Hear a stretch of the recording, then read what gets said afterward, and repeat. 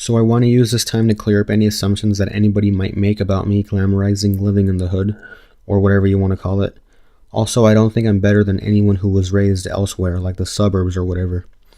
Lastly, I'm not saying that crime only happens in poverty-stricken communities. I'm just telling the story of something that happened to my family and I in my old neighborhood.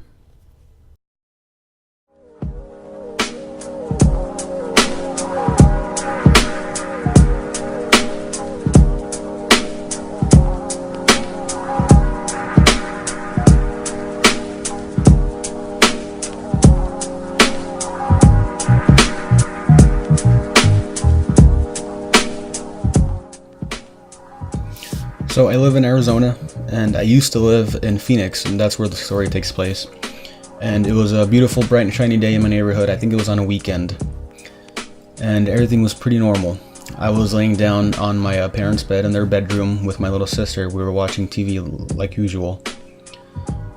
My parents were right next door, in the next room, in the living room, and they were watching TV also. Pretty sure my dad was hungover at the time, and my mom heard a knock on the door.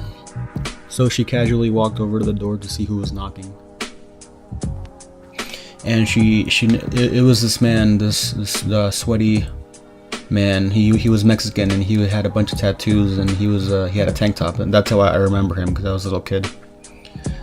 And he was sweaty and breathing hard, and he was kind of panicking too, and he seemed like he needed some help. And my mom and dad, they were pretty concerned, because they're sweethearts.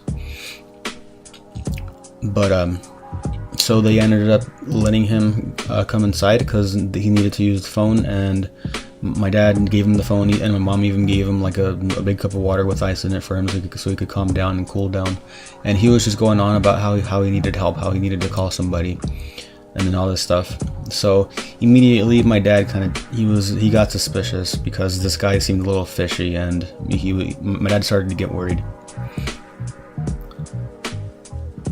So meanwhile, what I was doing is I was still laying down, and from where I was laying down, I could see through my parents' door, and I could see him. That's how I remember him, being tattooed and having a muscle shirt and being really sweaty. And he was this Chicano guy. And they were talking over there, and at one point my mom ended up going to the door and closing it, because I don't know, they were talking about adult stuff. I didn't really know what was going on.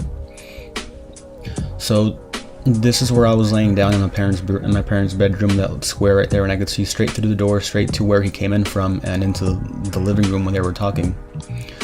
So things started to get a little quiet in the living room, and I was concerned as to what was going on, because I didn't hear any noises, but I did hear noises coming from outside. So I went to the nearest window and I opened the curtain. So from this window, I was looking at this yard on the side of the house right here. And as I opened the curtain, in the yard, in between all the orange trees and grapefruit trees, I saw about 4 police officers, and they were all pointing their guns into the inside of my house. They were making their way up to where I was, so I slowly closed the curtains before they could make it into my area. So yeah, of course I started to get scared, and out of instinct, I saw my little sister, and I told her to get off the bed, and I was like, let's lay down. And she's like, okay. So we just laid down, because I was worried that something might start flying around, bullets or something. So as I was laying down, I could still hear the noises outside. I heard them walk by the window, and I also started to hear my mom calling me from their other door on the side of their bedroom. She was calling my name, and she sounded kind of worried too, and then I heard it, and I started to get kind of worried too. And eventually I worked up the courage to get up and walk over to the door.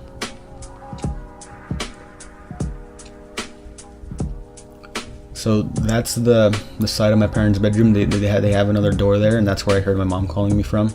But she was actually calling me from right here, right in the backyard through that door.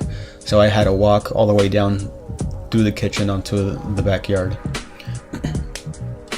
So I tiptoed my way over there, pretty scared, and I saw my mom, and she asked me to come outside.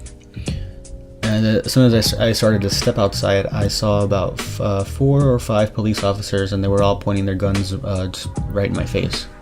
Now, it wasn't directly in my face, but it was in my direction, and I was a little kid, so all I saw were guns in my face, so that's how I'm describing it. Yeah, and I was pretty scared. And the cops, they just asked me to step outside, so I stepped outside. And that's when I saw another police officer picking my dad up from the floor, and my dad was handcuffed. It seemed like he had been tackled, and he was all confused, and I was pretty scared too. And then I saw other police officers around talking and taking notes and other crap. So basically what had happened, while everything got quiet and I was laying down right here, everything got quiet, and they were in the living room talking, and my dad started to get suspicious of this guy. So he said that he couldn't stay in the house anymore. Like, I'm sorry, I can't have you here. So he walked him out, and the guy was pleading for him to hide stuff for him, and he ended up just throwing this little baggie of weed in the kitchen, and they both walked outside. And that's when my dad got tackled from the police officers waiting outside, and then the other guy ended up getting loose and going down the driveway, running all the way down. But eventually they caught him down there because there was like 7 or 6 police cars waiting down there.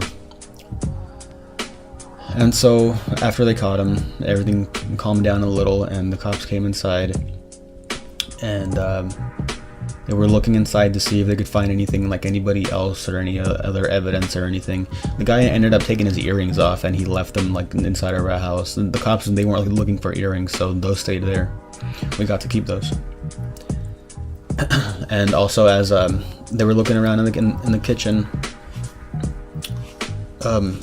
they didn't look inside of the cabinets, so the little sack of weed that he actually put in there stayed in there, and my brother just ended up keeping it. And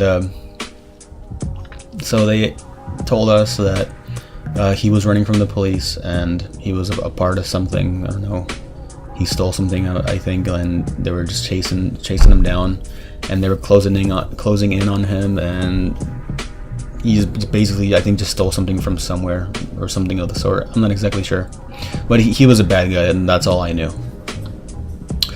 And that's pretty much it. So thanks for watching the video. Feel free to like or subscribe or comment if you have any of your own stories or any of that good stuff. Share the video even if you want, and basically stay tuned for any other of my future videos. All right, later.